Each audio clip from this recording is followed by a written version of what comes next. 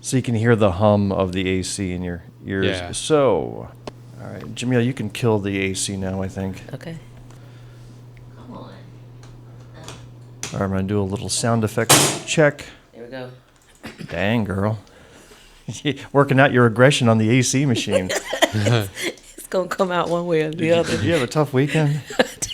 Burning calories is burning calories. it is. Yeah, you just need to push the happens. button. You need to kick the unit off the wall. Now that that's out of the way. All right, let me just do a quick laptop audio check. All right, can you give me a little audio test? Yeah. Testing. 1, 2, 3. All right, that's good. Let me just see my levels. Testing 1, 2, and 3. And get the deep voice modulation going. Yeah. My brother helped me with audio, and he was like, you want to sound like, classic DJ. And I was like, no, I just want to sound like me. Yeah. As close to that as possible, please. I'm not trying to fool anybody. So when they meet me in public, they're disappointed. Yeah, they're just like, wait a second. Yeah. You were faking it.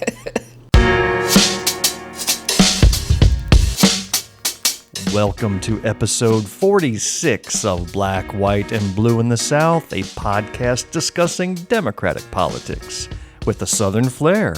I'm Bill Kimler. I'm Jamil Brooks. And I'm Matt Strackbein. Whoa, a third voice in the studio with us today. We're coming to you from Greenwood, South Carolina, a little red county in a very red state. If you like what you hear and think others ought to be listening as well, please leave us a rating, write a little review, tell your friends about us, follow us on social media, or better yet, find me a new host, because Jamil is soon leaving this happy little venture of ours. Isn't that right? Yeah, it is. I bet you didn't expect me to bring that up at the top. And the whole time I went crap. Yeah. Yeah, as soon as I had booked Matt on the show, Jamil says, I'm out of here. No, she that's couldn't not handle it. it anymore. That's not it. I'm sorry. She tendered her resignation. Matt, it's almost like brain overload right now. So I've got to redirect some energy. That makes sense to me. Yeah. Yeah. Yeah, so let's talk about what's going on, why you're leaving, what's going on. I just think that right now, both of us, not just me, both of us need to really put our heads in a different direction and grind out these last couple of months, because you and I both know we're operating off of 2 to 3 hours of sleep, maybe 4. And so what we can do, what can we give up? And this will be the one thing for a short notice. To just And back it's away not from. You don't like this. No, I love this. This I is love this. one of my favorite things, but you're absolutely right. We're heading into the final, 8 weeks now? Yeah, and every time I look at that date, I think, oh no, we need to just drop for a moment or two. Yeah, so let's talk about our upcoming schedule, what we've got going on. We actually have 2 more episodes after this one. Yes. We have an interview with a candidate for sheriff from McCormick County. That's and right. then soon after that, we're scheduled to do a live recording, aren't we? How cool is that? All right. Who's that with? That's going to be with the McCormick County Democrats. They're doing their annual fish fry. And we're the entertainment. We are. That's so sad. Yeah. That is so sad. But it's not for us because we think we can handle it. Oh, we entertain ourselves just fine. Exactly. We just have to have the Matt philosophy of not giving a hoot what others think and Right just now. entertain ourselves. Exactly. Would you entertain during these last 8 weeks, if not being on the show, would you entertain being guests on other shows? Yeah. We actually got an invitation from Frogmore Stew. Did we really? She wants to interview us. Oh my gosh. Yes. Yes. And then our guest here that we'll dive deeper in with later, he wants us on his show. Then we go. We go. Very Yeah. nice. Okay. Yeah. So we'll Think make it's cool. appearances as needed, but we will Yeah. go as candidates, Kimler and Brooks. Yeah. Now, I'm telling you, this is honestly, I'm struggling giving this up. You don't understand what I almost booked an appointment. I need a therapist appointment to walk me through this because this has become a part of our lives. Yeah. So to pull away, and it was a hard decision, but I just know that we need all of our attention and all our focus to make sure that our counties hear us and see us. It's a matter of prioritization. Yeah. But I'm thinking, maybe I need the therapist, because if it was between my daughter receiving a life-saving procedure Oh my and me gosh. giving up the podcast, That I'd is- have to think long and hard. That is not true. It really is. I'd be like, I got it both. I know. But anyhow, all right, so at this time, I'm not giving this up. Okay, But good. I probably will make that decision later. But Yeah. let's say at this time, let's hypothetically say I continue on with this podcast. Got it. I can't do it by myself. Okay. That solo bill is no good. Okay. I've tried it. Been Yeah, there. yeah. I'm not that interesting. So we just got to recruit you. I'm going to hold auditions co-pilot, yeah. for a co-host. That's cool. And I only have a few qualifications that are required for this position. So I'm going to share that. You must be a good communicator, Okay. which you have been, of course. Okay. You need to have a quick and sharp sense of humor, which is the magic of this show. Yeah. You must be African American, otherwise I'm going to have to change name is the gone. name. Yeah. Right? The Dang Blang podcast Yes, it's gone. I can't call it a white, and blue in the South. That just Won't doesn't have work. a good ring to it. Won't work. You must be female because I think the female point of view is very Yeah, important. you need that diversity. And finally, you must have a doctorate in healthcare administration. That's like the last qualification. No. That's going to block people out. I don't care. Those are the minor requirements that I need. So if you know of anybody who fits all of those items, please let me know. Other than that, I'm open to anyone who wants to try this out. Yeah, we got to keep it going. We'll figure it out. Let us know what you think about Jamil abandoning you by dropping us a note at blackwhiteblueinthesouth@gmail.com. Doesn't mean that you won't be back either, but I No. did think about this. When we do win these elections and we're busy at the house, are we going to have time for this? Well, one of the things that both of us have said that we will do is we will keep the communication lines open, but how we do that may change. Right. So, You know, there are other active House representatives that do podcasts I do. on a regular basis. I do. So you could squeeze it in. we can make it work. We could. We'll see. Maybe if we can get seats together on the House floor, we can just my like gosh. record a little podcast. Just hit play. Yeah. Let us like know it. what you think by dropping us a note at blackwhiteblueinthesouth@gmail.com. Send us your comments, questions, and topic ideas. You can find us on Facebook, YouTube, Instagram, Twitter, TikTok, Threads, and even Mastodon. We share video clips of our episodes and news articles that'll enrich what you hear today. So look at those award-winning show notes where you can find all that and more. Let us turn our attention for a brief introduction. We have a special guest in the studio today, Mr. Matt Strackbein. How are you? I'm doing well. It's a pleasure to be here. Thank you. Now tell me, why are you here today? Well, I'm another lefty podcaster Oh, in Greenwood. my.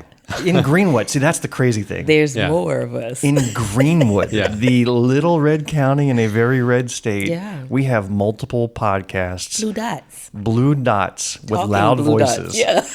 That's incredible. So yeah, I stumbled across you, and I thought, I think I fell out of my chair when I found out you were in Greenwood. You were very excited. Reached out. You and I had coffee, chatted for a bit. We got along well, and we kind of agreed at some point we would have a little crossover discussion. Oh, yeah. We had to do that. I'm a recent transplant to Greenwood. I haven't lived here for very long. I moved here in the spring of 2022, and I immediately started a podcast to pick up where I had left off, just drawing different people in alternative, left-wing, independent news media. Let's underline that word drawing, because by nature you're an artist. That's Just right. both- I'm a cartoonist and a art director, contract art director, working freelance, self-employed for longer than I've had any actual job at this Wow. point, which is kind of cool. And I was always drawing people in real time while watching their podcast or YouTube shows. And then I started to interview them while drawing them. So that's what I mean by firing up a YouTube show and taking it to another level. That is so neat. That is so neat. cool. Well, we're going to do a deep dive into the world of Matt, who, by all accounts, makes Jamil and I look like right-wing conservatives. So, I doubt that. We're going to have to do a little more discussion there. But first, we're going to talk about our campaigns. Fired up! Ready to go! Fired up! Ready to go! Fired up! If you're new to our show, you should know that I am running for South Carolina House District 13. And I, District 12. And we have been on the campaign trail since, October of last year when we made our announcements. Yes. And we're getting to October of this year. 1 year. and then the Can you election feel in it? November. Can you feel that 1 year? I can feel it. Okay, I feel it It too. feels like it was both 10 years as well as only 10 minutes. Yeah. Somehow that paradox is there. Yeah. It feels like we've been doing this forever. At the same time, it feels like we just started. Yeah. And have so much more to do. I know. Well, anyhow, speaking of stuff to do, why don't you share what you've been up to? So this last week has been a lot of meet and greets in a different format. So what I've been doing is I've just been visiting different barbershops, beauty salons, and boutiques. I was going to say your hair's looking really good from all that You know, traveling. I do this myself. So, and it's really good. Some of the conversations that you have in these really relaxed, reserved places are amazing. And I think the most impressive thing is that these conversations are happening and we're not there. You know, so it's an everyday thing to come into the barbershop and sit down and talk about what's going on politically, what's going on in the community. And so I just figured, let's just start and hit the ground there and touch base with a lot of our constituents that are in that area. Real good conversations that are amazing. That's awesome. So that's where that time's been going. And then the coolest thing that came out, I'm not even sure if you want to talk about the poll? Sure. Okay.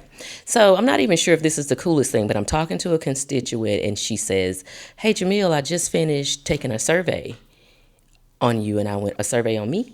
And she said, "Yeah." And I was like, "Well, you know, what did it entail?" And so she's telling me about this phone survey where you're just pressing the numbers to answer the questions. And I said, didn't know that was out there. So I'm sorry, wait, this was a phone call survey? a call survey that she was able to press the numbers to tell exactly, you know, what was her ratings on each. So it wasn't just on me, it was on me and my opponent. And so she said, when I heard your name, I thought, well, let me just check this out. So I said, when you figure out what it is, give me a call and let me know what it is. So last night, she sends me the link and it's coming from Public Policy Polling. And there's a survey that has been gathered that are pretty much comparing and contrasting and gather the stats on what McCormick and Greenwood County residents feel about the current sitting representative, and then asking, you know, here's where the challenger is coming from. What are your thoughts? Do you think it's time So for a it seemed change? like it was a survey that was neutral, that was asking the same questions about I believe both. it was. I believe Right. they pulled information from whatever tools were available to them and compiled this survey that is going out. Not sure of their sample size or their direct target population, but it's circulating. Any idea who commissioned it? I don't, not yet. Whoa, so there's a mystery survey, which we don't get a lot of out here in Greenwood. And I just kept going with house seat. You want a survey Right. on me and my opponent? When there's so many Well, other hot nationally, I mean, seats. we should bring this up. Nationally, your race has gotten attention. It has. Because it is considered a very, very competitive and winnable race for you. It has. And so It you're has. getting attention from all over the nation as Which a result. is still blowing my mind. Wow. Yeah. And so, yet here's another thing. So I'm wondering if that survey is from that type of national org that's do you looking think? at those competitive races. Maybe. Nobody's asking questions about my race. Maybe. They You need know, to be. I don't know. And I told my mom this morning, I said, you know, you don't know how to take these typical things, but they will pull information. And again, this one I don't think is pulling one way or the other. Right. But just to pull the information and then poll the individuals. And what we as consumers miss out on is the time and the opportunity to complete the survey. Because, like, from a stats perspective, we know that you can take these surveys and have it say just about what you want it to say.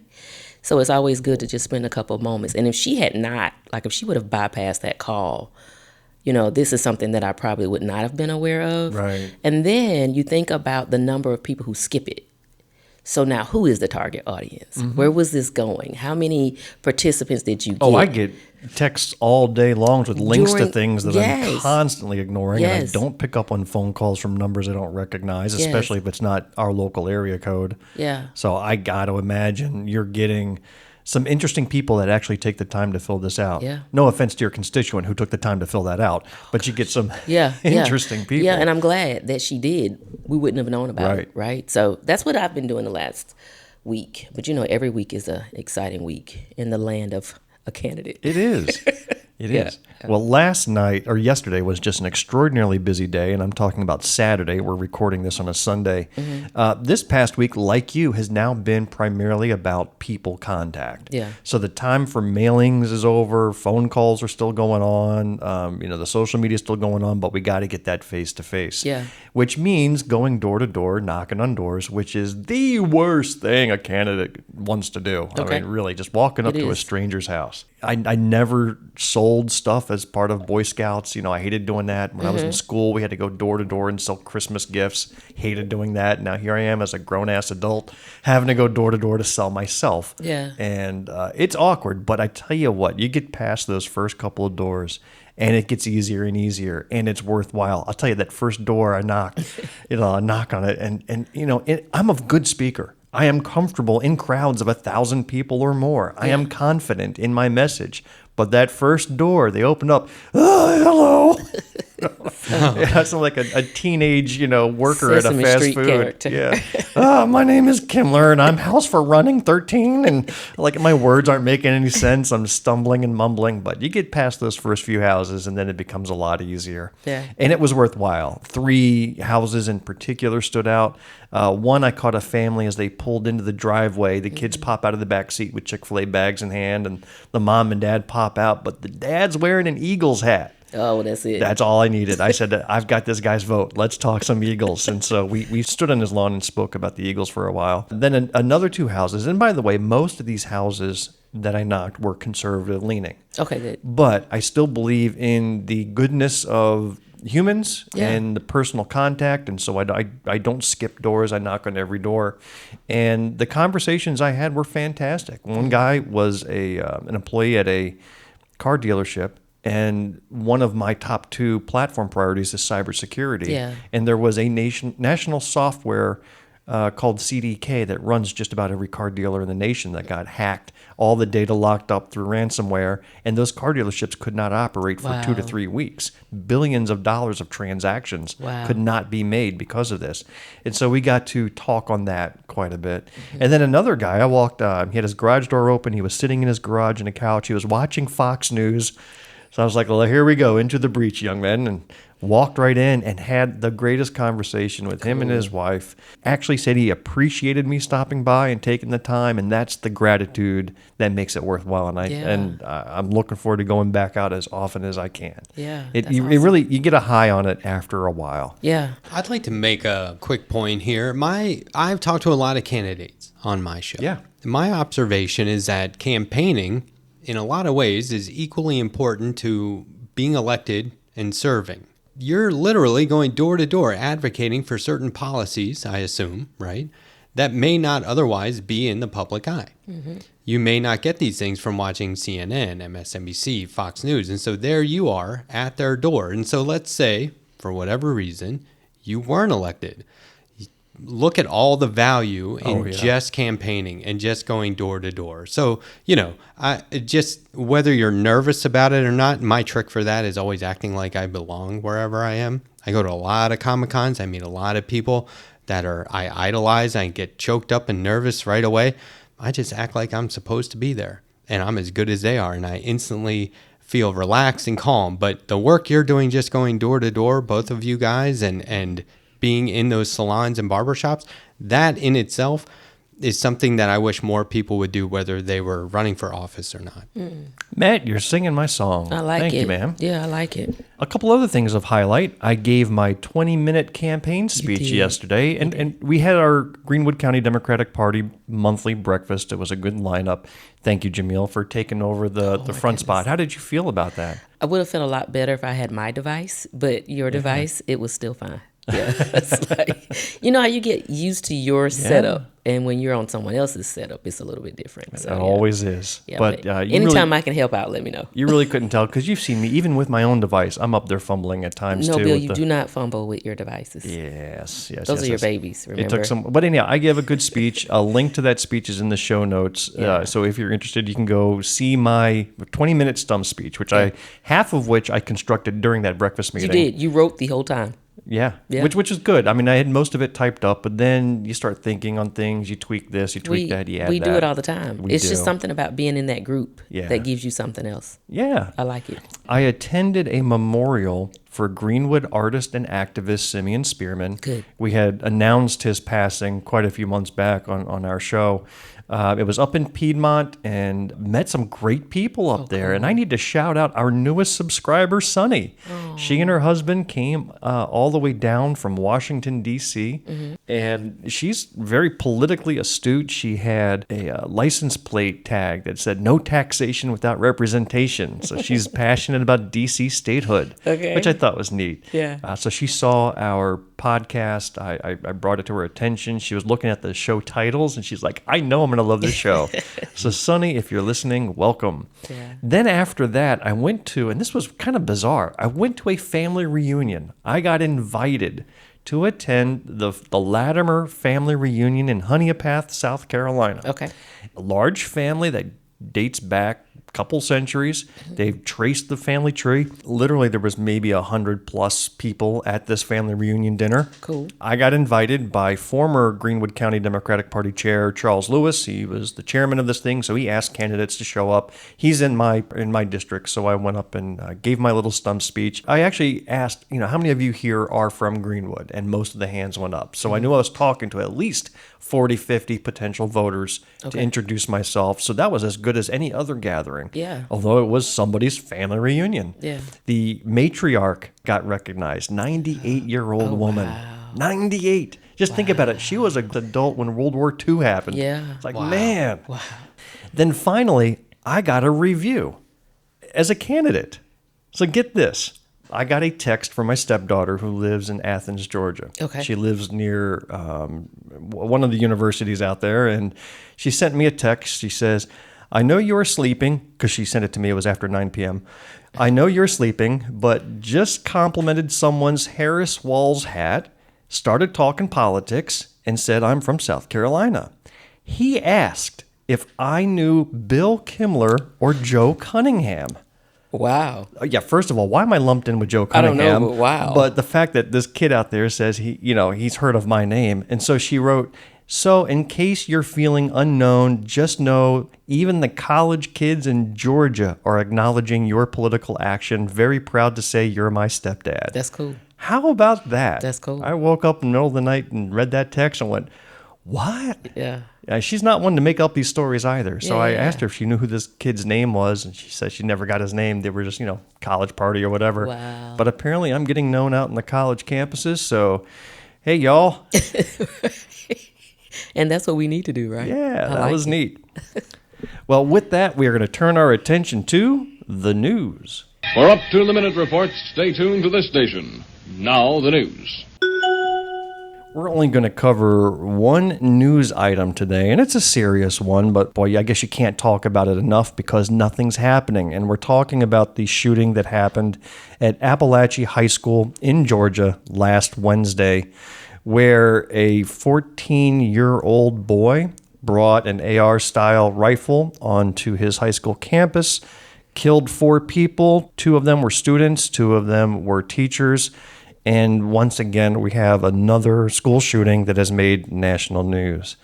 So, Jamil, I'm going to ask you for your initial reactions, what you know, what you feel. I know you're a teacher, and this is a very personal subject for you. Yeah. Let's see if we can do this. Oh, God. Okay. So prior to actually going into the high school setting, it was still painful to hear. But I come from a district, and I'm going to try to do this without getting emotional, but I come from a district that went through a school shooting. I was not at the district when it did. However, the group of kids that were at the school during the shooting, that were being hidden and sheltered, and that lost their classmates were high school students when I started teaching high school.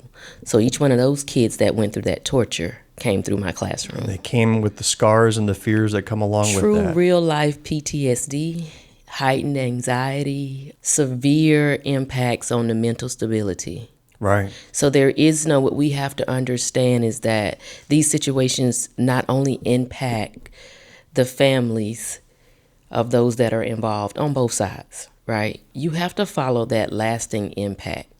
That group of individuals will never be the same. The way we handle things with that particular group of individuals is so different. We have to have scheduled intruder drills so kids will know what to do. The moment you say something that sounds like intruder, the kids automatically get nervous. If the intercom comes on, the kids are like, what? What do they say? If there's a message that says, teachers, check your emails, all the kids shut down. Because in their mind, from where the school that I've come from, it is what is happening. So no matter how transparent you be, or you're trying to be, you have to really proceed with caution, because anything will trigger a kid in this manner. So when this story broke, I think it probably took me out for about 2 days mentally. And here's what you got to make the connection to. The impact for me, I wasn't there when the shooting happened. I didn't live through any of it. I just read about it.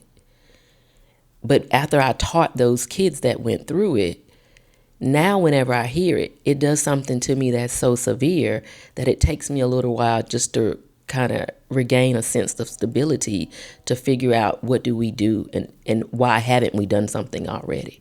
You familiar with the term 6 degrees of Kevin Bacon? Yeah. Which means that everybody can connect themselves eventually to Kevin Bacon. And we're heading into a nation where it's becoming 1 degree to a school shooting. Yeah.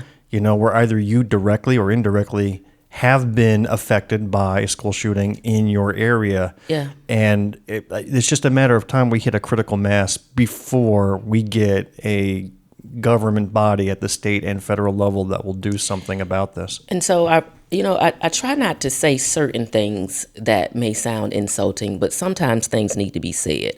And one of the things that I wish people would stop saying is, and I read this on Facebook and I thought, you should put your phone down and back away. Well, if we would ensure that the teachers had guns on campuses, the SRO wouldn't have to be there. Here's what I need people with a little bit of sense to understand.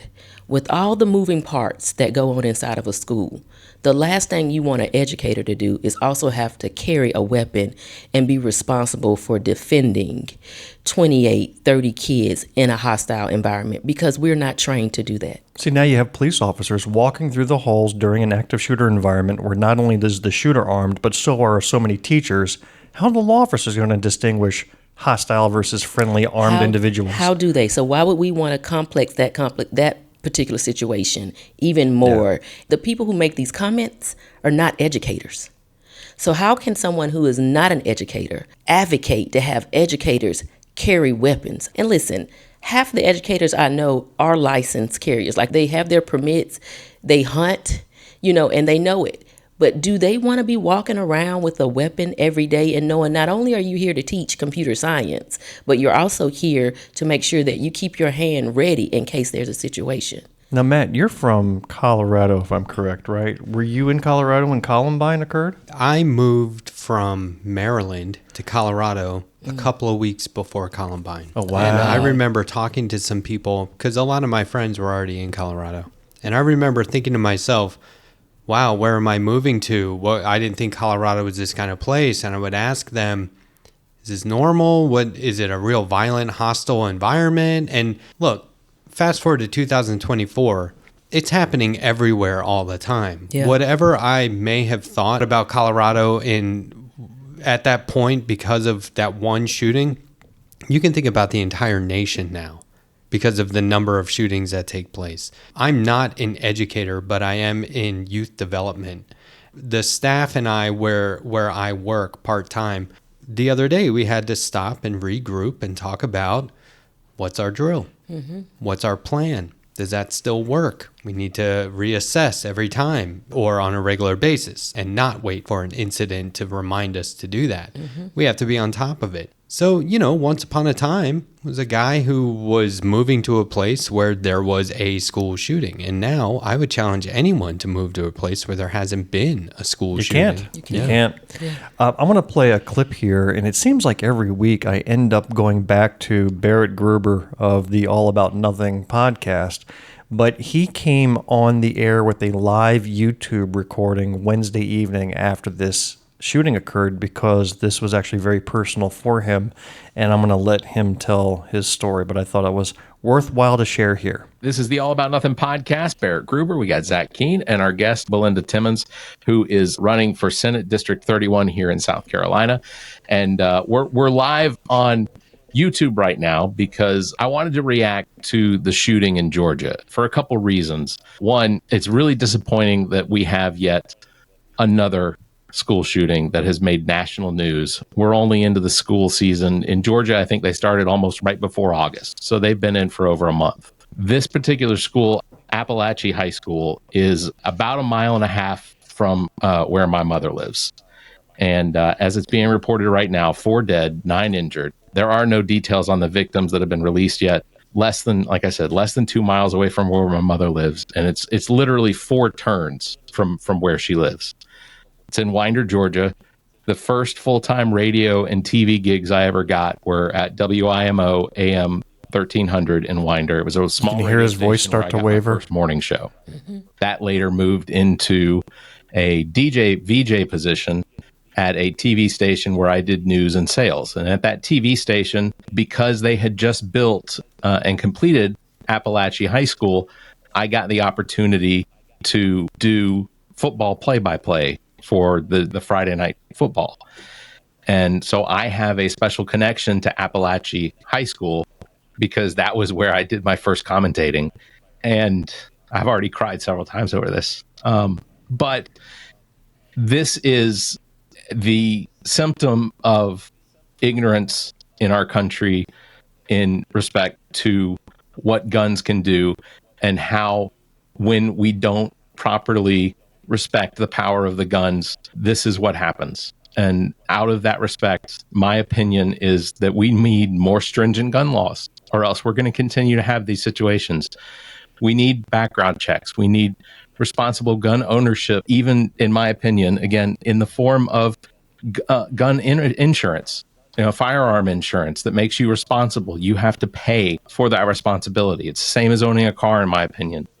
And I wanted to just comment on it and say that I have family that has children that go to Apalachee High School.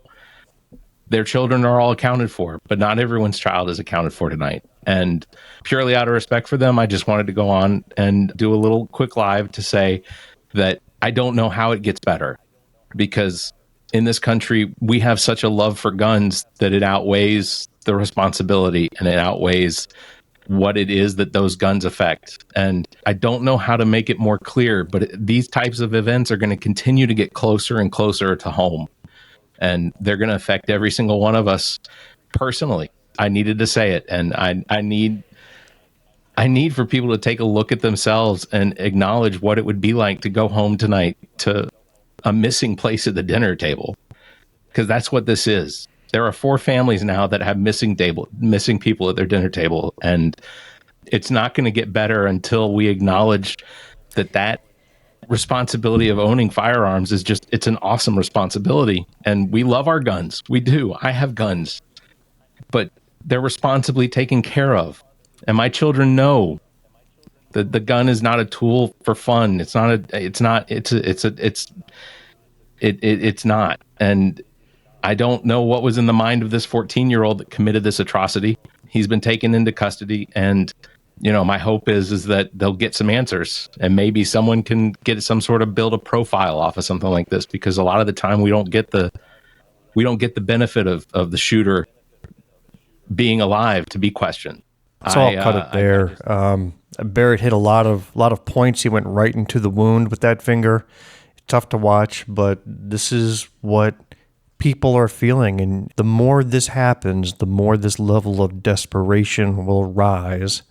And I don't think that those who are quote unquote Second Amendment proponents or NRA supporters, they're not going to like the results from continued years and decades of inaction. It's going to hit a breaking point where you had the opportunity for some reasonable legislation, some reasonable policies to be put into place But at this point, when every family in this country is affected, there is going to be drastic change that's going to break upon these, these waves are going to break upon it one way or the other. A lot of times you don't make laws when you don't relate to them. And so for the individuals that you just mentioned, like NRA or anybody whose advocates are saying that they want to protect the Second Amendment right, you can't protect that right if you don't have people left to protect it. And so I think we need to understand that attached to every one of these rights that you are claiming to uphold and protect, there's a person that is attached to that, and they need to be here if you want to keep protecting it. But what I wanted to see is just to create that bridge of relevancy. The reason these individuals are not saying that, hey, the alarm has been sounding over and over again, because it has not impacted them as of yet. And so if their children are not in these places, right, they don't understand the pain that's associated with it. So, but when you are right, I think that once it does, there's going to come a time when those individuals are going to say, oh crap, we've got to do something. But it's only going to be when it has a strong negative impact on them. Some more facts about what occurred, and CNN, and links to their articles are in the show notes. CNN did a very good job of sort of collecting a lot of data points on this shooting as information has come out.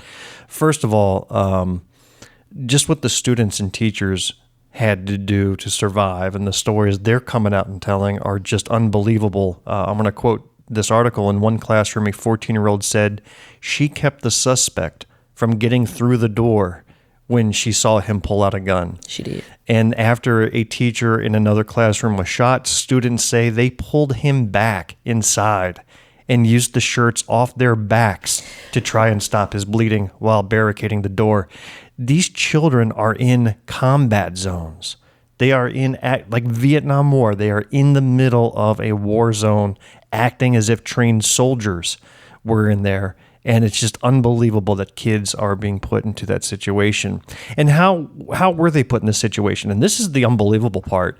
This shooter's father, 54-year-old man, has been arrested and faces a maximum sentence of 180 years in prison. He is being charged with 4 counts of involuntary manslaughter. You know why? He bought it. Because he purchased the AR-style rifle used in the school shooting as a holiday present for his son just this past December. So this is the mentality when you are giving your children weapons of war as Christmas gifts. That is a problem with society. That is a poison in our mentality. And as Barrett says, he says it's just a matter of this gun worship where you're seeing it more as a toy that you're going to defend to the death your right to have, rather than as an awesome responsibility to have. Then this is going to continue to happen. I always consider the contributing factors here. There's so many variables that are going into play here. But if you look at South Carolina, so to everyone that's in South Carolina that is representing us from the state or the Senate level, here's what you should consider. If you want to say that you're tired of South Carolina ranking in the bottom of education, how about eliminate some of the contributing factors that definitely play a role on that?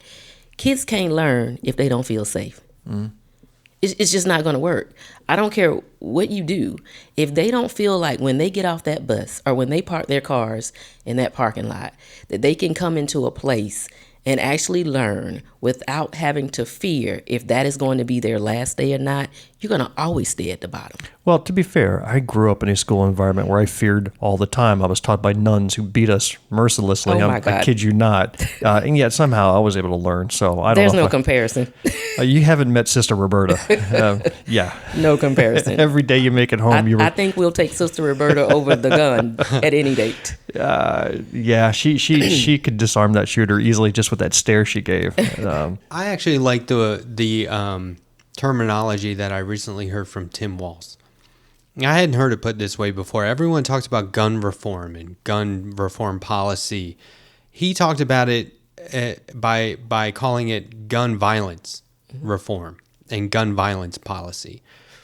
That really spells it out for you. That really paints a picture. We're not coming for your guns. We're trying to address the violence that are caused by these weapons. That's it. And it's not saying you have to defend yourself and your right to own these weapons. It's saying that they're being misused. Exactly. And that they're causing, death. And not just that, but kids. And so the exact same conservative candidates who are pro-life and anti-abortion are always talking about protecting life, right?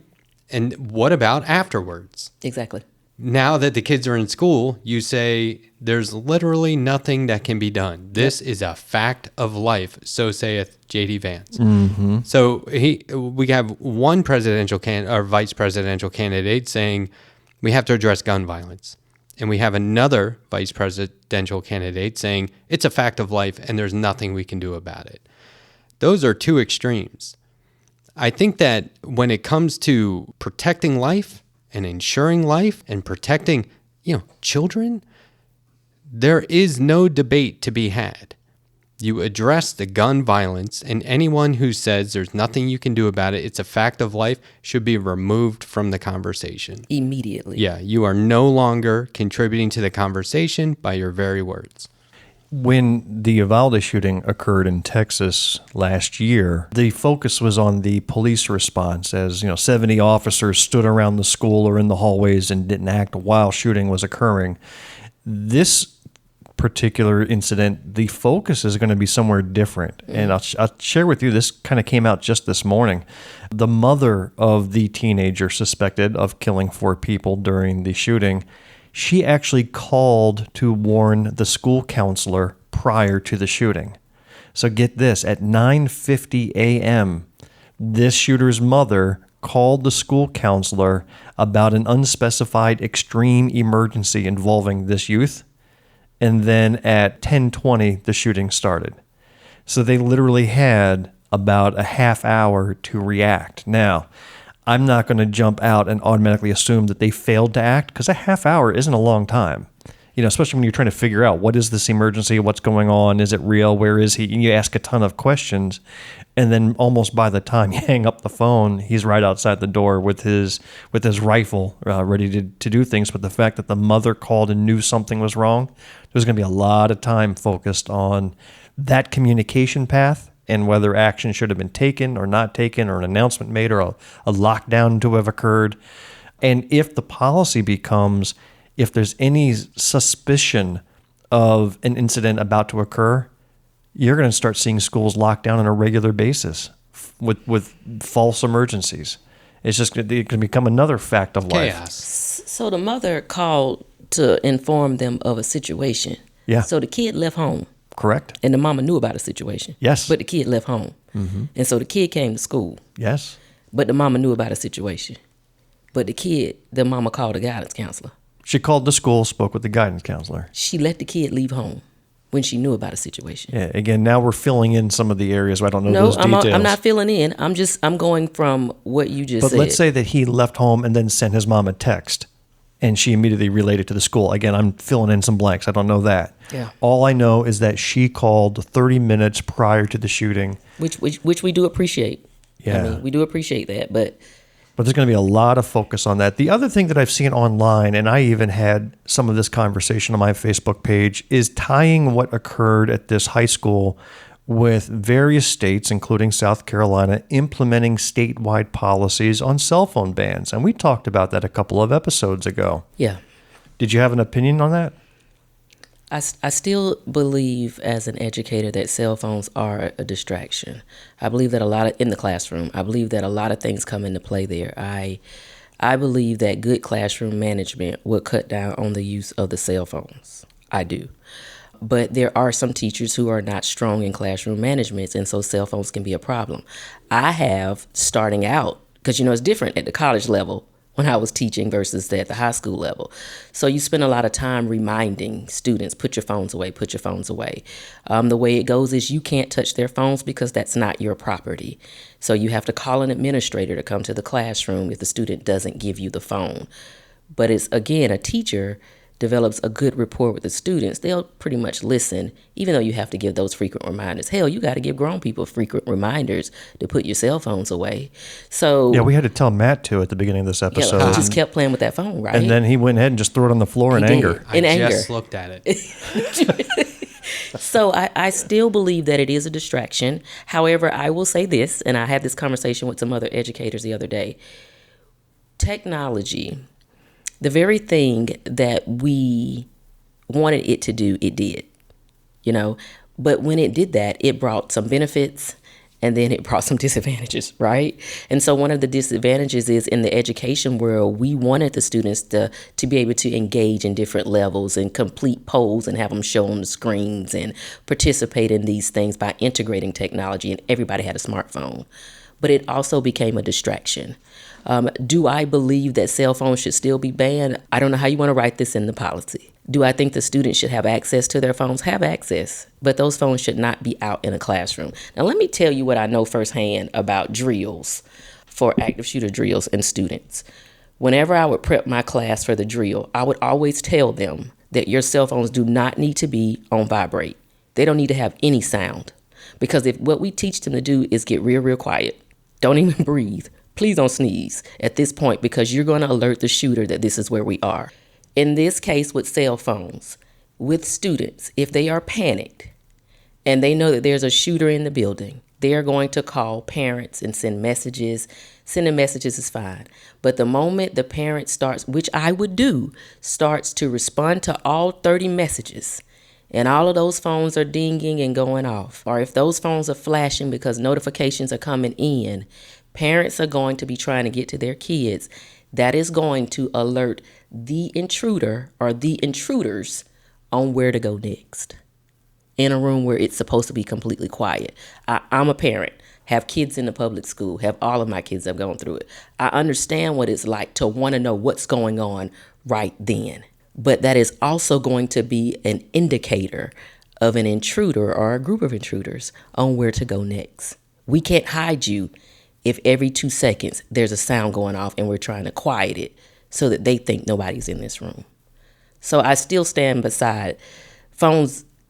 They should have access to their phones, but I do not think that in a classroom is the time to have that phone. Parents have been sharing screen caps of their text messages with their kids during the shooting, and it's absolutely heartbreaking. It is. But this teacher from Apalachee High School, she posted the following on her Facebook page. She started off with the following 2 words. She wrote, "I lied. I lied to my kids today in second period. I told them it was just a drill. I told them to get behind my couches, thank God I ditched desks and have bulky furniture, and be quiet. The more quiet we are, the faster the drill will end. I knew it was a lie.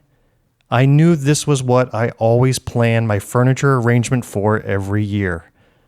My kids were able to just hide and not panic for over 10 minutes until we heard the banging on the doors, walkie-talkies, and yelling in the hallway. Then I had to come clean.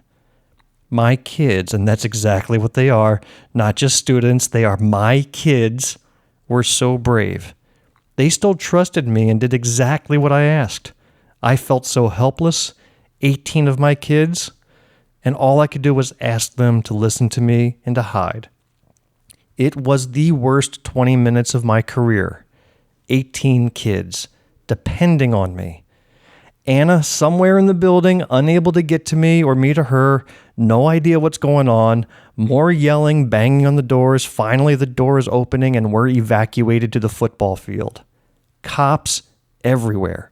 Guns pointed at us as we leave. And still they do exactly what I ask. My kids. Frantically looking for Anna until I have her with me. All 19 of my kids safe.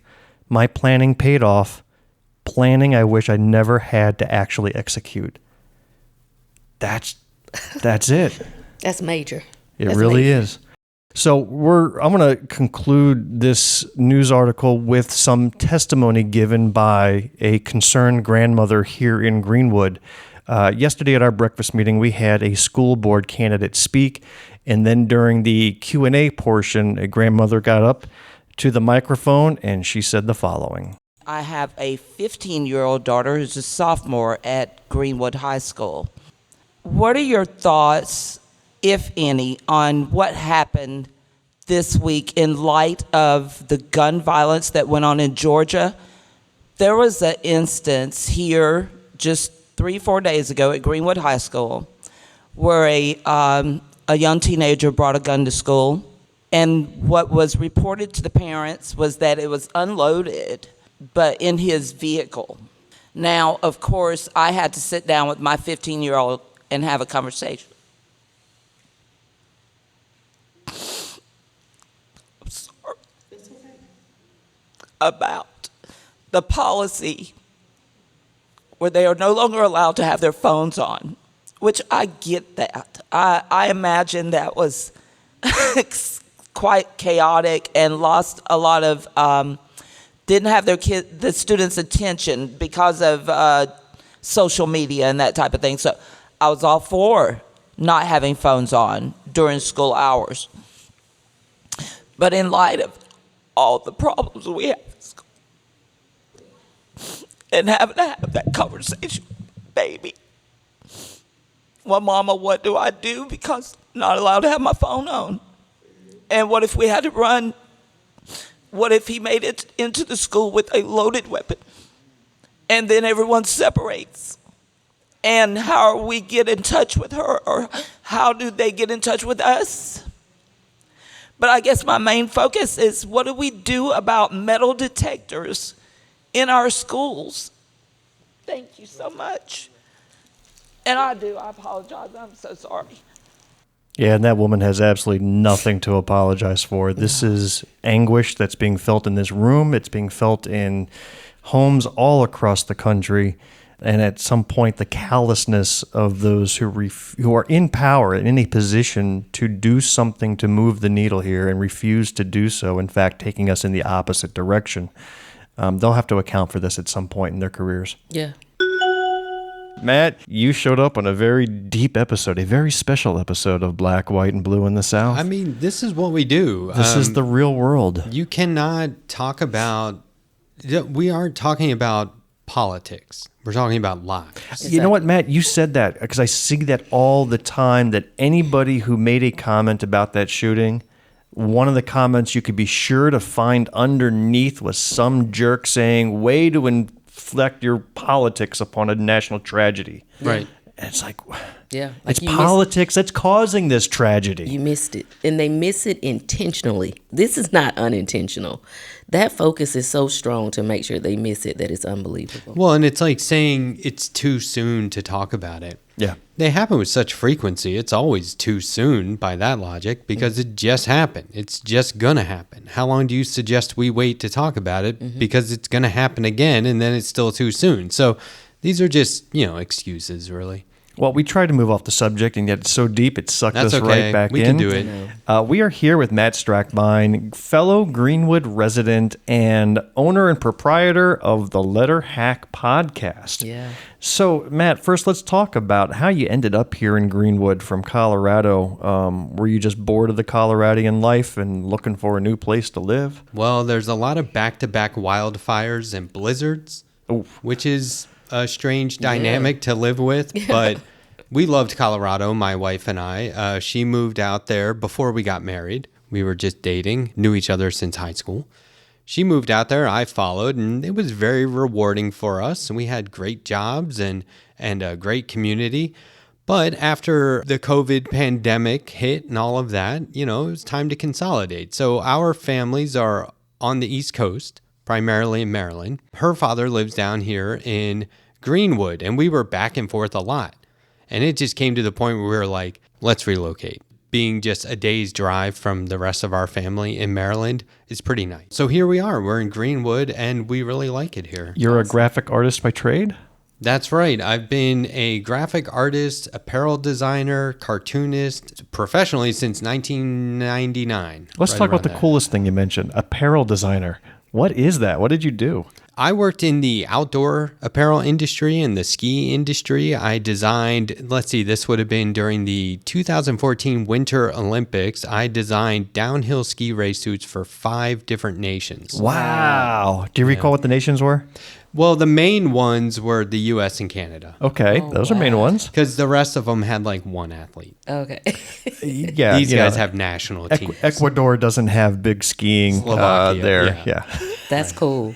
Yeah. That is really It cool. was fun. I learned a lot. I got to travel the world. And It you made was- money doing that too. Yeah, I did. That's but neat. For me at the time, it was really more about the experience, and because I don't have a degree. I didn't go to college. I don't have a degree in this or anything. And so it was all hands on. And I said, well, if I do this, I'm going to be able to come out of this with the means to be self-employed. Okay. So Got it. So how long have you been doing the Letterhack podcast? That's a rather recent development. just over a year, about a year and a half now. Okay. Well, we started our podcast about a Yeah. year and a half ago, last July. When did you start yours? That's a good question. I want to say it was May. Okay. So 2023. you are specifically on YouTube. And of course, a link to that show is in our notes. Yeah.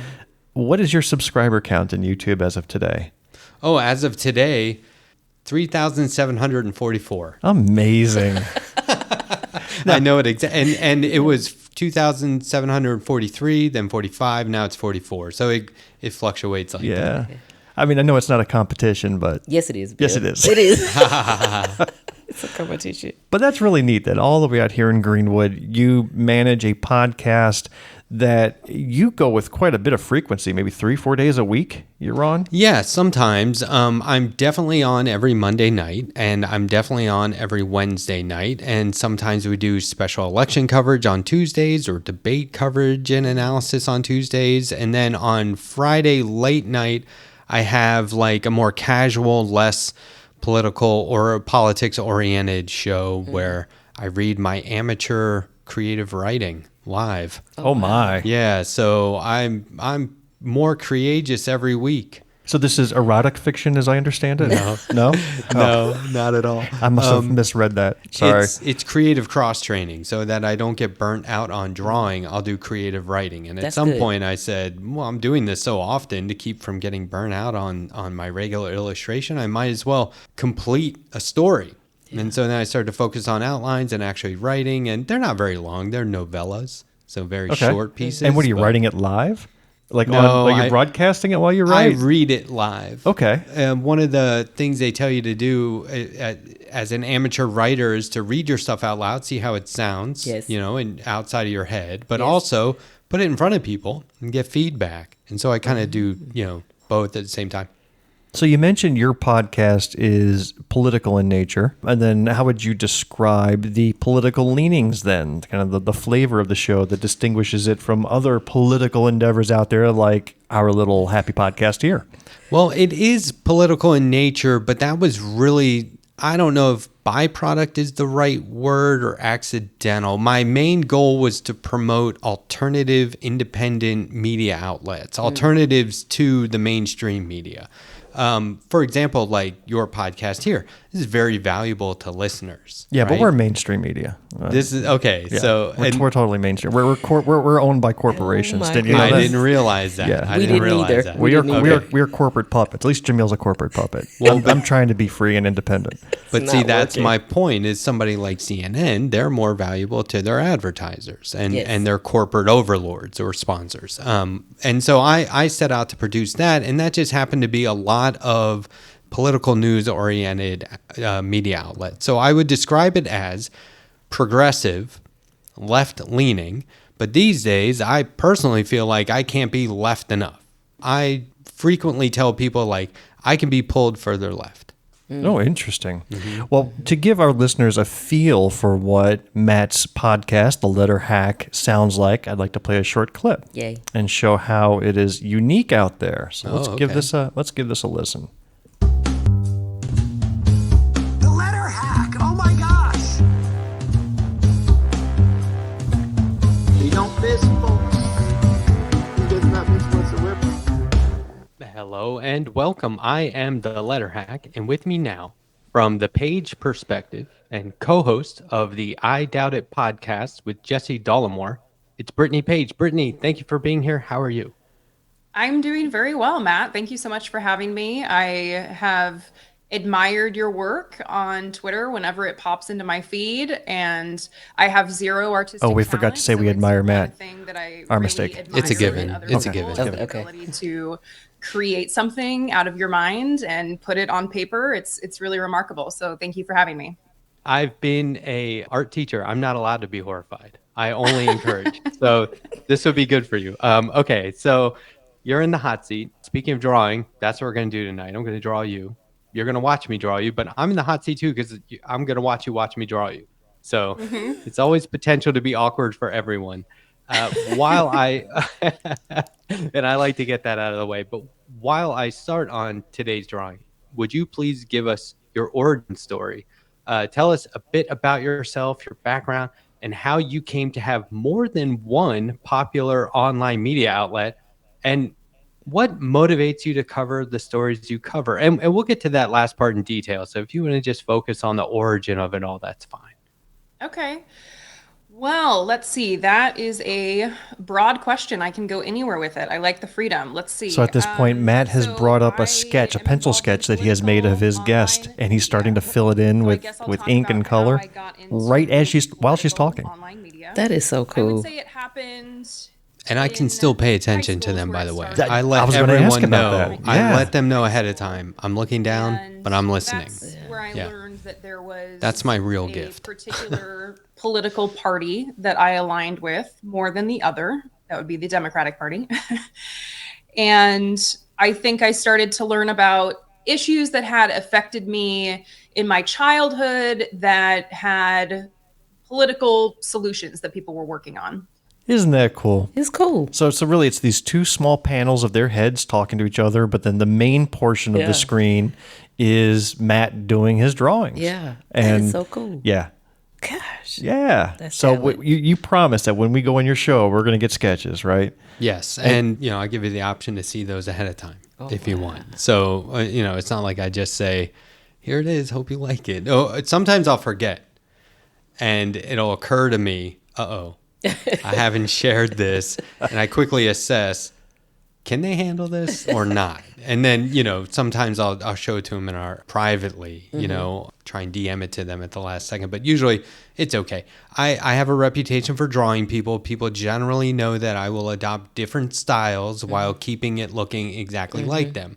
Right. You're not doing caricatures like you see at the boardwalk, Right. where you exaggerate characteristics. You're Yeah. trying to keep it. But I may draw you like a Simpsons character because what I think happens is people go, "Ooh, The Simpsons," and they'll look at it and they'll say, "This is not The Simpsons. Oh, this is some podcast. What is this podcast? Here's a link." And now I've hooked them, Got and it. now they're off checking out an alternative to the mainstream. There's always a strategy. Wow. Yeah. Yeah. Well, tell us about this endeavor, if you would. Yes. So this is the yeah. one thing I'm excited about. You have been involved in this project about the Economic Bill of Rights. How did that start out, and where has it gone? Well, there is a very popular figure in left-wing independent media. His That's name is Larry David, right? From Right. Yes. Okay. Curb Your now, Enthusiasm. I don't know if you came up with that on your own or if you've heard No. people say that. I'm looking at it. That's Larry Okay. David. That's pretty clear. Professor Harvey K. Oh. And I said, look, at some point we're going to have to mention in the comic that you look like Larry David because everyone says that in real life when I draw him always. And he said, we'll save that for down the line. And then his wife in the background said, no, you should put that in this one. And he said, we'll save that for down the line. Well, you have right? to excuse my disappointment because I was going to ask you to see if you can get an autograph from Larry David for me. But okay, Professor Harvey K. I That would understand. be great. I'll get his autograph too. It may not be worth as much, but I'll take it. Well, he's a big deal to me Yeah. and to a lot of people. Now, where was he from? He's from Wisconsin, right? Wisconsin, right? Yes, he is a professor and presidential historian. He's done 14 or so books on Thomas Paine and FDR. So how and did the you Four get Freedoms. connected with him? So I invited him on the show. Wow. And Wait a minute. interviewed If I'm him. going to pause. So here is this internationally renowned professor, author of 14 books, renowned scholar. And what do you just give him a call? Says, hey, can you come on my podcast here in Greenwood? I emailed him. I have a pretty solid invite. Like the way I invite people is very, disarming. It sets the tone right away. I don't go, hey, I've got a live stream. You want to come on? I say, this is what the live stream is about. Here's what I think we can talk about. Here's people that have been on before who you know. Okay. Yeah. Yeah. And so when he came on, I as I always do, when he was talking about his economic bill of rights that he came up with, I said that should be a comic. I say this to, I'll say it to you guys eventually, right? I say it to everyone when somebody's talking to me about something that they're passionate about. And I say we should make that a comic because that makes it more accessible to a wider audience. You can absorb it quicker. You can grasp the concepts quicker. With this particular comic, there are 11 installments, so 11 pages, and we pack the entire 1960s into one page. We pack the entire history of neoliberalism into one page. Those, by all rights, could have been 10, 12 pages apiece, or longer, entire books.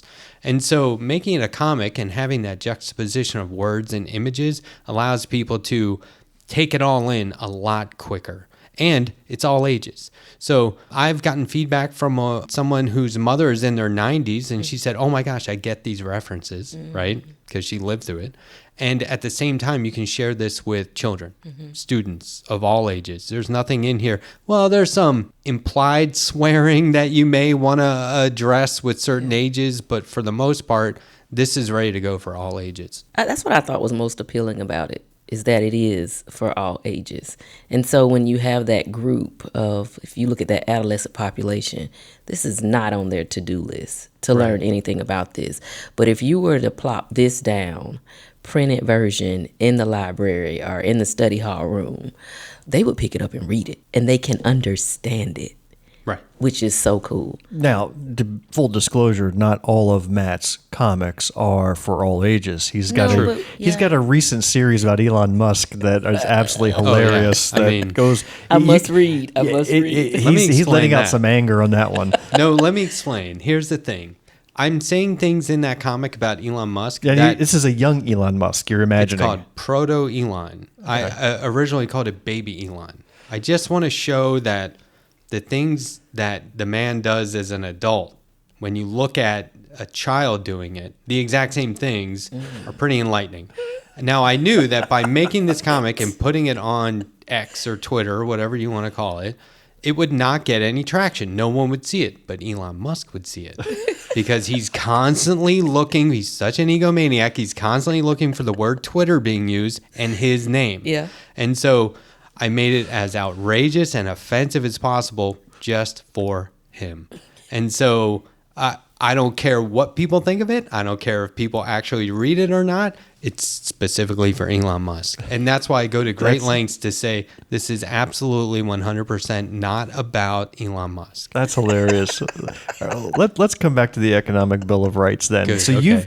you've taken these 11 pages and you've made them freely available for anybody to go online and read them and download them and look at them. Yeah, exactly. And the goal is to include this in a future full-length graphic novel. And the professor and I have a lot of stuff going on behind the scenes. So these 11 pages aren't done. That's just the beginning of the relationship? Oh, yeah, absolutely. This is the best collaboration I've ever had. I've had a lot of creative collaborations, especially self-publishing comic books and art directing for educational history comic books. And this is by far the smoothest and most rewarding. And I like to use my art to advocate for something. Right. We're going to need you to go back through our 46 episodes and illustrate every one of them for us, because I think they need it. I think so too. I really do. There are certain bits in there that need to be seen, not just heard. Yeah. So what are the Economic Bill of Rights then? Let's focus on that, because I found that very interesting. I did too. I can tell you this. This is how I like to talk about it, because I'd rather give people the comic and say, read it in context. Get through the whole thing. What I do is I tell them, as the creator, as one of the creators of the comic, I consider myself a progressive. That is merely a label to identify where I land on the political typology spectrum. Okay. At any given point. Yeah. I'm on the left as a progressive. What I mean by progressive policy is things that will enrich everyone's life, all Americans, through basic human rights. There you go.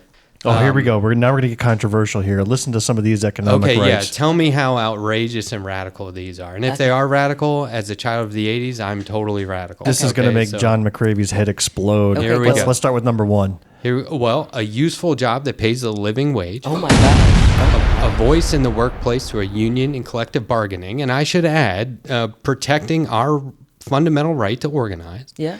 Comprehensive quality health care, and this means access to affordable quality health care. Complete cost-free public education and access to broadband internet. Yeah. Decent, safe, affordable housing. A clean environment and a healthy planet. A meaningful endowment of resources at birth, and a secure retirement. People should be able to retire with dignity Yes. and security. Yeah. And not at the last second before it all ends. Sound banking and financial services, an equitable and economically fair justice system, recreation, and participation in civic and democratic life. Essentially, we are a long way away, if we were ever even really there, from the days where you could graduate college with a degree, get that one career you were going to have for your entire life, start a family, buy a house, buy a car, retire happily, and not have any medical issue that would put you in financial ruin for the rest of your life. There is a real need in this country, and this is me being a progressive, I guess, but I think this is just natural. There's a real need in this country to address the worsening individual socioeconomic disparity, not to mention the racial wealth gap and racial economic disparity that has plagued our country for decades. The racial economic wealth gap and disparity has been there from day one. That's always existed. And so it's time to address these things in terms of policy that will, like I say, enrich people's lives. It just makes perfect sense to me. It doesn't sound radical. So why do you think? Because when I look at this, I always say it appears that the fight is just for human rights. So why do you think that there is one particular group that is dead set on making sure that people Republicans don't? Cough there. It is definitely the Republican Party. It is definitely. They just don't want to see human rights enforced or supported. There are people like myself and us who want to invest in social and economic justice. There are other people who want to protect property and profit. Now, that might make me anti-capitalist. Okay, great. I guess I am. Yeah. I would rather see people have a quality life and equity as opposed to making sure that, the top 1% don't have to pay a lot of taxes and that businesses can see profits soar while wages remain stagnant. See, that just supports my whole thought process that the Republican Party puts most emphasis on property and none on people, which drive everything else. That's right. That's what I think. And this might make me more left than anyone else in the room. I think that being in the center kind of does that too. I think that these days it's time to pick a side. Yeah. And I think this is why, personally, you could pull me further left, because my goal is to pull everyone further left. And being center left or center right is a little too middle of the road these days. And that's a good thought process, because if you are in the center, that may be, if you want to look at the deciding vote, like those that are riding that center line may have been able to help push this system, this economy in the direction to where it is or respects human rights more than trying to demolish them. Instead, they're towing that line, and we just can't get enough to move it in the right direction. That's right. I share that thought process. Now, your work here with, was it Dr. K? Professor K. Professor K. Your work with him starts with President Franklin Delano Roosevelt, who, by the way, is my favorite president. Of all the presidents, he's the one that I picked. That's a good one. He brought the nation out of a severe depression left by his predecessor, which is a pattern that has occurred throughout history. I mean, he had even recent history, Barack Obama bringing us out of the 2008 recession. You had Joe Biden bringing us out of the COVID disaster and the supply chain disasters. So this pattern continues. But I really like to focus on FDR as kind of the model for this economic Bill of Rights. Make that link for me. How did those two connect? Well, FDR tried to propose a second Bill of Rights, an economic Bill of Rights, a couple of times. It didn't come to fruition. But the Democratic Party picked it up as their platform in the 1960s, and a lot of civil rights leaders also adopted this list of rights. Like I was saying, it just makes sense. And so the problem is that despite them being great ideas, and everyone, you could probably poll on these and they would all, poll very well, right?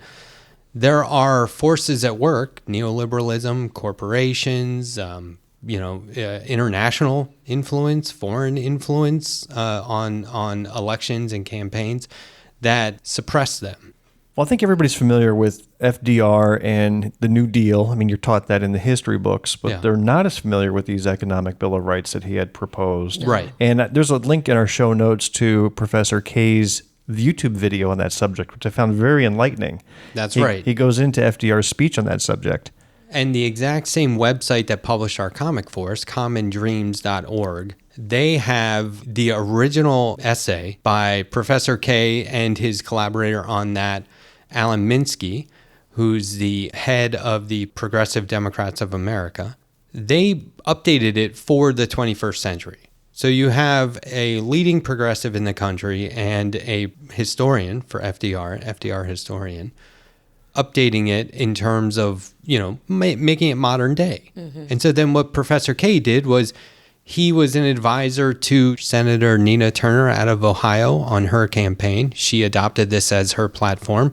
He was an advisor to the Marianne Williamson campaign, most recent campaign, and she adopted this as her platform. And the idea is that anyone who believes in this, even Bernie Sanders was adopting this, not the entire list, but for the most part, any politician who is talking on behalf of what we were talking about a moment ago or talking about now, social and economic justice, should have FDR in the room with them. They should bring him into the room and use that voice and that energy when discussing these rights that, by all rights, we should already have. Yeah.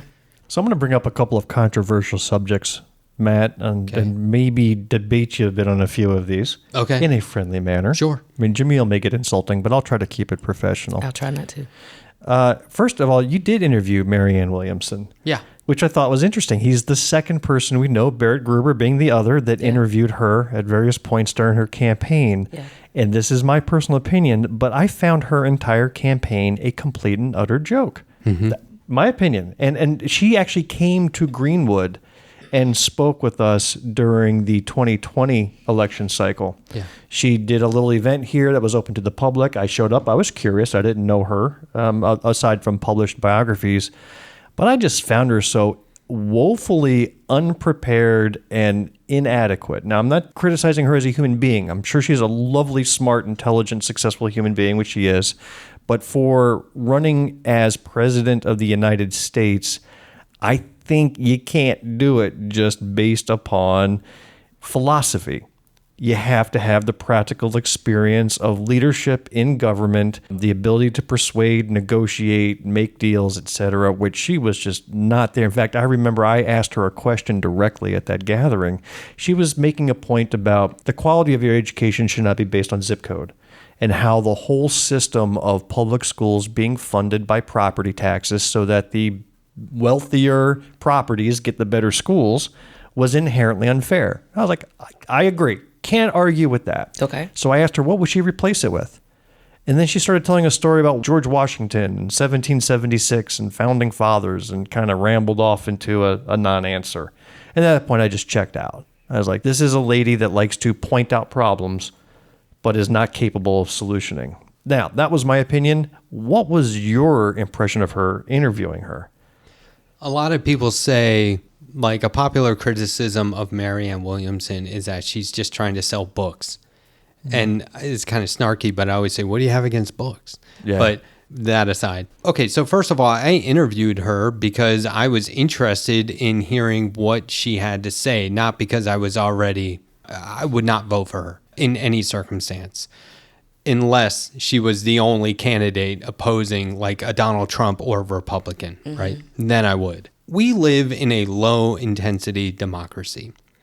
There are two main parties that are winning by very, very slight majorities in order to have control of the government. Meanwhile, they are endlessly fundraising off of each other, having that majority. My personal belief is that we need to have higher stakes, more competition, especially in the primaries. And so any voice who wants to be in the primary, whether I think they're a suitable candidate or not, will at a minimum put certain issues on the table for those other candidates to discuss. Now, this was 2019 when Marianne Williamson came to town, and there were 23 announced candidates for the Democratic nomination, and it was a very rich time. A lot of different voices. I learned names that I never would have otherwise. I thought it was a fantastic time, so I got to agree with you. And I get that Biden was the incumbent this time around and they weren't going to take other candidates as serious, but I would have liked to see that same sort of embrace of various voices, right?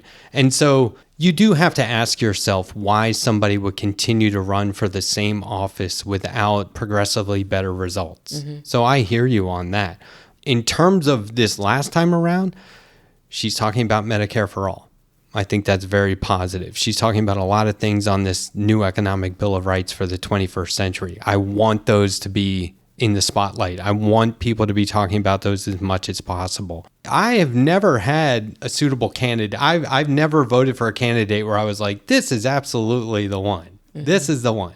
I happen, and I understand I'm talking to two candidates now, so I do not mean any offense, but when you're elected into office, and I'm not a politician, so easy for me to say, you are in some way at least part of the systemic corruption and problems. My hope is that, especially with you guys, and this is the impression that I get, that you would combat that. Oh, no, I'm all pro-corruption. And you would... That's top of my platform. You would do everything you could to build a caucus to combat that. And that's what we need. But even a Bernie Sanders, had he become president, would have immediately started to disappoint everyone. Because there are certain things you have to do out of necessity once you're in office, right? Well, yeah, and I also think that's partly true because we can just take a football analogy here, and I say this all the time. If you use Bernie Sanders or any other candidate, when you go onto the field, if there are not enough players that are on your team that are qualified and competent and pushing for the same goal, you will let people down. Because you can't transition everything in one run by yourself. Exactly. So what it takes, and then what we have to make sure we push is, like, I'm all for hearing the different candidates because they all are going to bring issues that some that we are aware of and some that we're not, that need to be publicized a little bit more.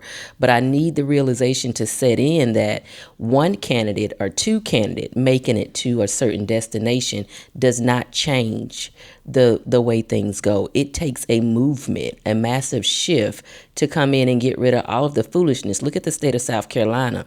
We've been Republican-led for years.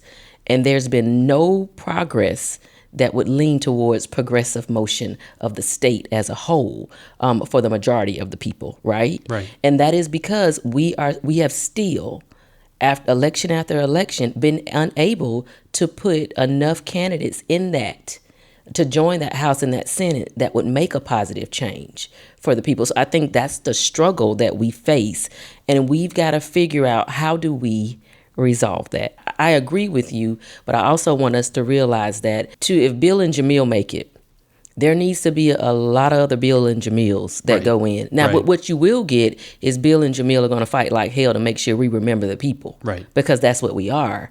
But it becomes difficult. It's not an easy journey. And I hear people say all the time, oh, the Democratic Party let me down. And I say, well, look who you got on the team.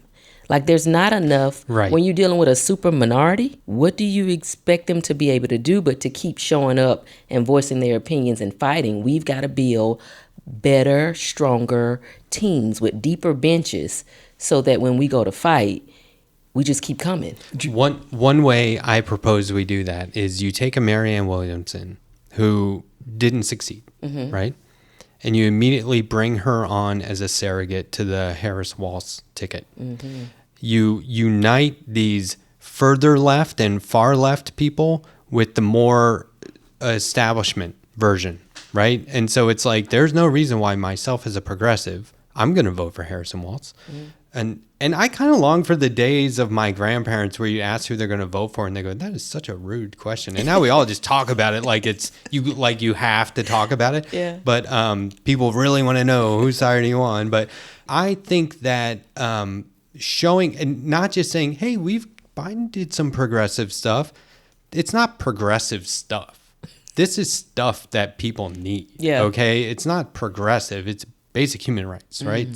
So I think that uniting all of these candidates, whether you totally agree or not, in order to defeat a common enemy and then hold each other accountable and push and listen to and argue and debate about all the various policies and versions of the same policies is the healthiest, strongest thing to do. So that's why I don't like to look at it as two parties. I like to look at it as there's a lot of people on the left that could combat the right. I like that. Yeah. One thing I like about your show is that you pull in candidates from obscure races all over the country. So even though you're based down here in the South, it is not uncommon for you to have a local House candidate from Oregon on your show, or Colorado, or anywhere else. But I will say that there are a number of guests that you've had, and I'm not going to name names, where they seem to be running more on a grievance platform than a substantive platform. You know what I'm talking about? Yeah. Like I'll listen deeply, and there's one candidate in particular, this person just went on and on about how they couldn't get inroads with the Democratic Party. They felt like they got, the short shrift from them or not taken seriously. And meanwhile, it was 45 minutes of that, and I didn't learn a thing about this person's platform. Do you feel that there's a lot of that when you talk about the progressive left? So we're talking those that may not consider themselves aligned with the Democratic Party anymore. The ones that say, oh, the Democratic Party has changed, or even worse, those that say, there are no difference between the Democratic and Republican parties. People say that. Do you think that's coming from a pure place of wanting true change in this country, or do you think it's coming from a place of grievances where maybe they didn't get their way, and so now they're going to take their toys and go home? Yeah, I don't know. It's like I say, you got to wonder why somebody would continue to run for office while never achieving it. And not just the same office, but any office. Or is your goal to be a career politician? Because most people achieve that career or move on to something else before then, right? But I do think, just in terms of my show, if my viewers, and I'm very much one of the viewers, because we all watch the podcasts and the shows that I host and platform, I'm there with my viewers watching all those other shows. I've poached those viewers from those shows. I see that as a major dispute you have with some of your other podcast friends about you stealing all their guests. Yeah, I've seen that. Oh, well. So we're going to start stealing all of your guests. Go ahead. That's all right. Go ahead. There's plenty to go around. But but the idea is that if I have a Discord where people suggest guests all the time. And they say, here's why you should have them on. Here's who you should have on. And I'll have a little back and forth with, well, I don't know, maybe blah, blah, blah. And I say, you know what? If I disagree with you about a candidate and their position, I might as well have them on, not for debate, not in a bad faith manner, but just in a way that will let them say these things out loud with me right there, asking pointed questions, then maybe that'll give my viewers a perspective that they hadn't considered. I do the exact same thing with people who I appreciate that my viewers don't. I had Crystal Ball on. Do you know Crystal Ball? No. Interesting name. She's run for office, but she was a mainstream political commentator and news host on MSNBC for a long time. And now she's doing very well in the independent world. She has a show called Counterpoints with a right-wing co-host. And there's a lot of back and forth. And people don't appreciate that about her, having that other voice and that other set of opinions on the same show. And they say you should ignore that, you should fight that. I like seeing it together on one show. I like a mix of opinions. So when I had her on, people started to comment on the video and in my Discord and social media that I shouldn't. And I said, look, we're going to listen to how and why they do what they do. This is not a chance for them to do more of what they do. So explain this to me, because you mentioned Crystal Ball was former MSNBC commentator. Yeah.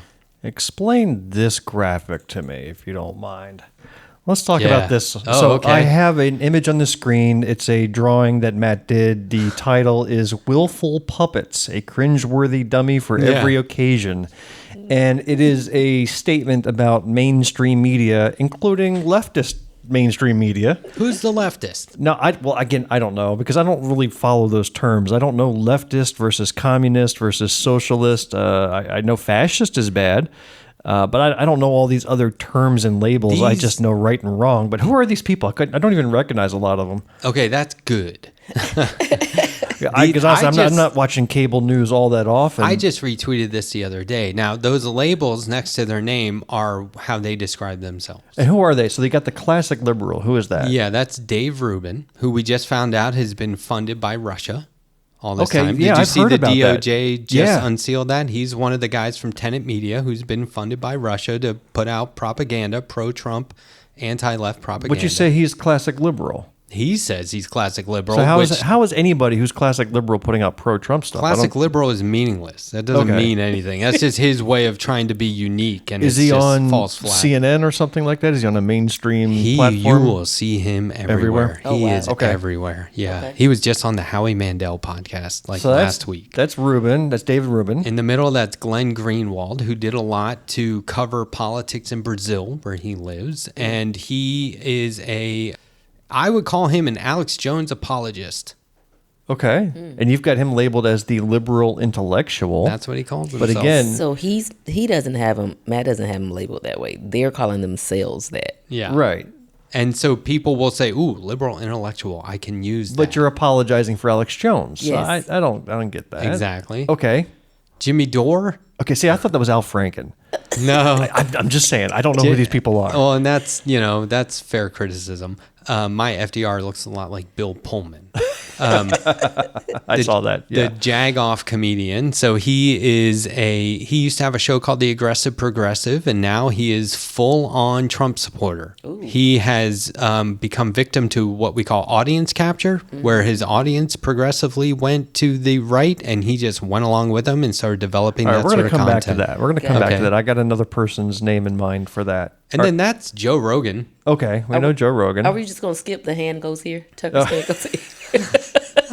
Do we just want to skip that part? Now, Okay. look, if I was. if a lefty wants to go on Tucker Carlson and have like good faith conversations, by all means. But if you're going to go on there and just do whatever that show wants you to do and be a dissenting voice on the left as a leftist, that's not cool. Okay. Joe Rogan, very much off the cuff, no research, hugely popular. Oh, and he brags Does about more not doing harm. any research. Yeah, that's does his a lot claim more to fame. harm than good. He's like, we're going to talk about vaccinations, and I'm not going to have done any research or look at reputable sources. I'm just going to go based upon what I heard at the locker room. Oh my Right, goodness. right. Okay. So, and then Bill Maher. Yeah, what happened to Bill Maher? Yeah. Look, this stuff gets to you after a while. You can only be in the public eye for so long before people are looking to your brand and not you. He talked about the audience capture syndrome and the shift. You know, the perfect example of that is RFK Jr. Yeah. Our very first podcast episode was about not having a debate between Joe Biden, RFK Jr., and Marianne Williamson. Yeah. So the three Democratic candidates. Since then, RFK Jr. went and became an independent because he wasn't happy. He wasn't allowed to debate. Since then, he's now gone to MAGA rallies and has fully endorsed Trump. So you make that shift in a year, that tells me there's something loose between those ears. Right? There's something loose between those ears if you can go full shift in the matter of 12 months. So what were you standing on all along? Right. Nothing. Yeah, exactly. And I think that, ego has a lot to do with it. And the more you're in the spotlight and the more you have people throwing offers at you and the more fan base you have. I mean, there are podcasters who consider themselves independent, and they still are by all rights. They don't have sponsors or corporate sponsors or on that level. No one's giving them millions of dollars, but they have millions of viewers. That does something to you after a while. My personal opinion is that when you hit a certain number, I'm not exactly sure what it is, but when you have tens of thousands, like hundreds of thousands of subscribers and viewers on your YouTube channel, you should stop doing as many live shows and start doing pre-taped videos, segments, because your audience will be there. You can still have a live chat, but you aren't interacting with them on that same level. So what do you It's not recommend for Jamil and I manipulative. with our dozens and dozens of subscribers? What we should be you doing more guys. live streams? Look, first of all, don't break up the band. no. Now look, you wouldn't be the first podcast to just take a break, but it is highly admirable that break is because you're running for office. Yeah, like that's that's it. a Good big, reason. That's Good it. reason. Yeah. And we need the people last time like you. we took a hiatus earlier this year, again because of Jamil, and it was for a horrible reason. What was the reason, Bill? I don't know. You were limping around, didn't feel like coming into work. I had knee surgery. Oh, jeez. Pathetic. I mean, you know, She can't even remember which knee it was. I don't even know some if it people happened. handle that stuff better than others. You know I what? guess. I don't know. Her knee recovered faster than Trump's ear did. So I question the whole thing. Wow. I question whether the I whole don't thing even think happened. that's possible. But I do think that, you know, if I love when podcasts are going like 10 years strong and they don't have any sort of a following. I don't have enough of a following to justify it as a job or supplemental income. It All right, barely actually, that's a pays question I for wanted to the ask. resources. You do get an income from your podcast. I'm monetized. You're on monetized. YouTube. We're not Yeah. monetized. We're not. What are we not doing? We're demonetized, I think. We're gotta just work on it. demonized. That's what we are. We're not demonized. We're not making any cash at all. Why is that? I don't know. Our I dozens mean, and dozens of subscribers aren't paying. once you're monetized, the best thing that you can hope for is to do live streams where Well- you get super chats, or you can offer memberships. Listen, you work hard at what you do. I mean, you run a very professional organization. Oh, You're thanks. doing it quite a few nights a week, and I look to you as like somebody who's been doing this for decades, as opposed to you just started last wow. year. It's really incredible. I want to close with a final subject. A number of your episodes, live episodes recently, were as congressional primaries were held throughout the country, and you Yeah. had a special focus on the congressional members that made up the quote unquote the squad, Right. You know, being the Yeah. most progressive aspects, and, Yeah. and you would talk about them before the primary, during the primary, after the primary, but you had a special focus on that. And there were, how many were there? There were 3 or 4 primaries in particular. Yeah, incumbents, Yes. and then there was at least one that wasn't. Oh, I'm gonna forget So- her. I think it was Jayapal's sister in Oregon. Well, so you had Ilhan Omar of Minnesota. She Right. won her primary and will Handedly, yeah. will continue. But then you had 2 of the squad members that actually lost in a primary challenge. Oh, we which I had thought was Summer Lee interesting. as well, who I actually don't think is a member of the squad. But She's listed in progressive. Wikipedia as one. Summer Lee of Pennsylvania. Okay, yeah, she's won. down. So if That was no Wikipedia problem. says it's true, man. Don't Yeah. don't go arguing with them. APAC didn't even go against her because they were like, she's just gonna win. There's no sense. Just for the record, who's APAC, so that our listeners know. Israeli lobbying packs, pro-Israel. So super they go PAC. after those politicians that are very vocal about the Palestinian plight and tend to be leaning more towards what they call the genocide in Palestine. And then the Israeli lobbying firm comes after them with very, very deep bankrolls. And it's a from mess. Trump supporters. Yeah. Trump. We call them MAGA mega donors. Yep. So 2 of the squad have lost. One was Corey Bush of Missouri, and the other we've spoken about before, Jamal Bowman of New York. Oh, wow. You remember that guy? How did he come to our attention? What did Jamal do? Jamal Pulled wasn't a the fire alarm. Yes. Yeah, look at me with the fire alarm. Yeah, yeah. It was more like this. He pushed the door open Yeah. and set off the fire alarm. And so he came to our, we didn't even know he was part of a squad. But just I did not know. that whole story about how he set the fire alarm and then he had the excuses and then the excuses just didn't hold up to any scrutiny whatsoever. It seemed, and in fact, even setting off the fire alarm to disrupt proceedings seemed odd because it was a completely different building. You remember we just said just don't go to vote. Just don't show up to It vote. made no excuse. It made no sense whatsoever. We didn't know what happened there. Yeah. The guests that you had and the tone of the show was that you were hoping that they would continue and that there seemed to be a lot of, I would call it dirty tricks being played and dirty politics being played. What were some of the things that you guys saw and brought to light? Well, okay, so this was Democratic primary races, and we have huge Republican donors supporting Democrats to go against progressive Democrats, which means they're bought. Their establishment, they're corporate, they're bought off. These guys are essentially going to, if they win against their Republican opponents in the general, which they likely will, they will be under the thumb of Republicans. The other So thing, you don't think, like you think whoever, and I don't know their names, but whoever defeated Jamal Bowman and Cory Bush when the vote occurs in the House to say raise the minimum wage, that they will vote against that policy. That's because my they're- fear. Yeah.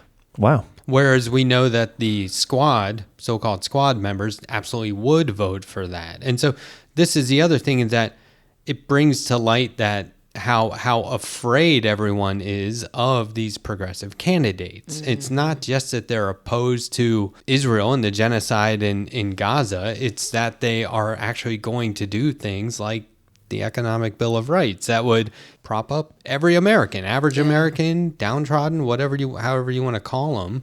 They're for the people. There's nothing in their record that would say otherwise. Interesting. Oh, Matt, before we let you go, is there anything you would like to bring up that we didn't bring up, or anything you want to plug at this point that has not been plugged already? You know, I just want to make...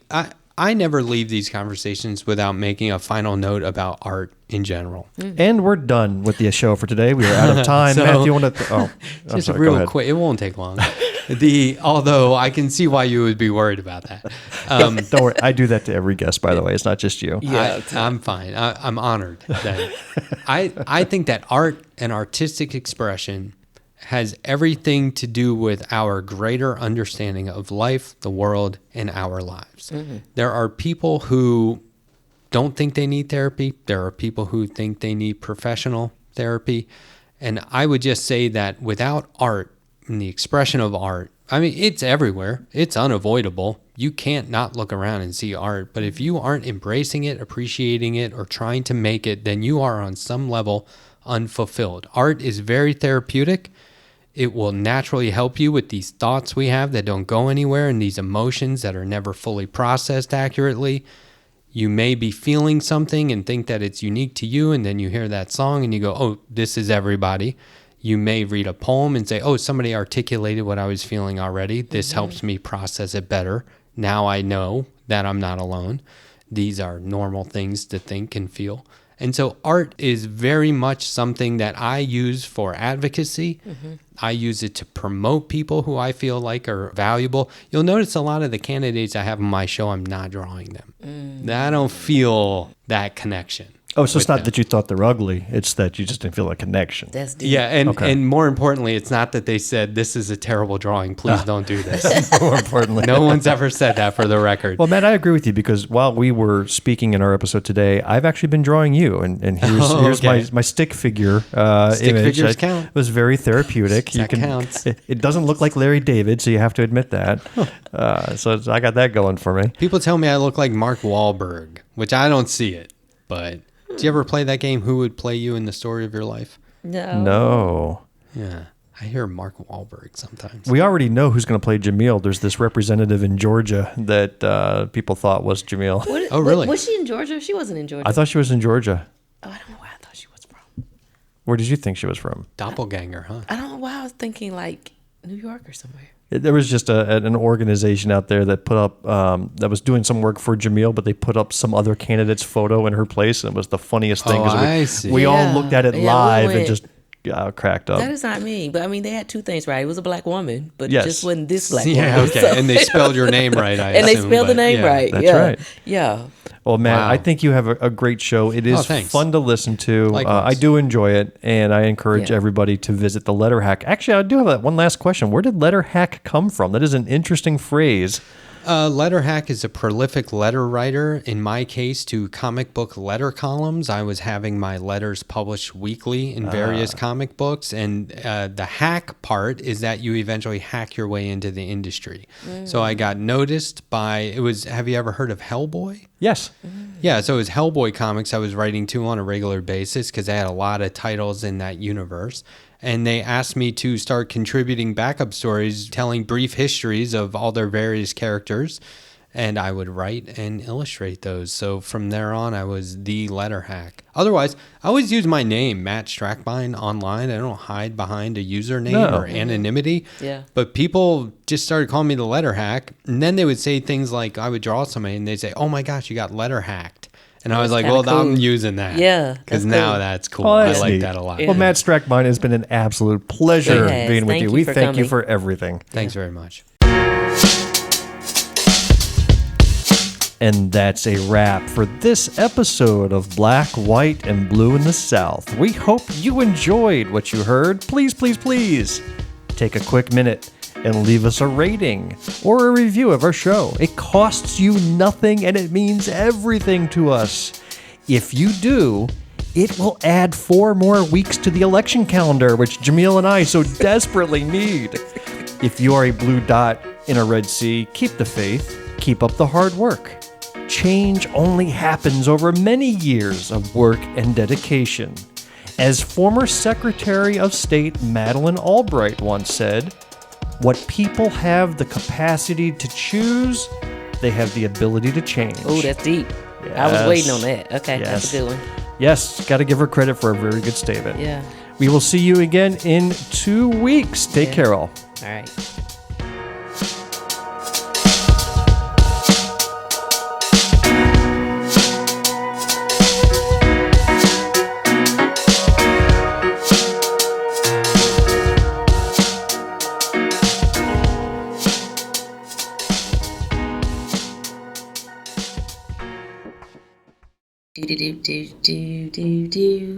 The end. The preceding podcast is a product of Big Media and copyright 2024, all rights reserved.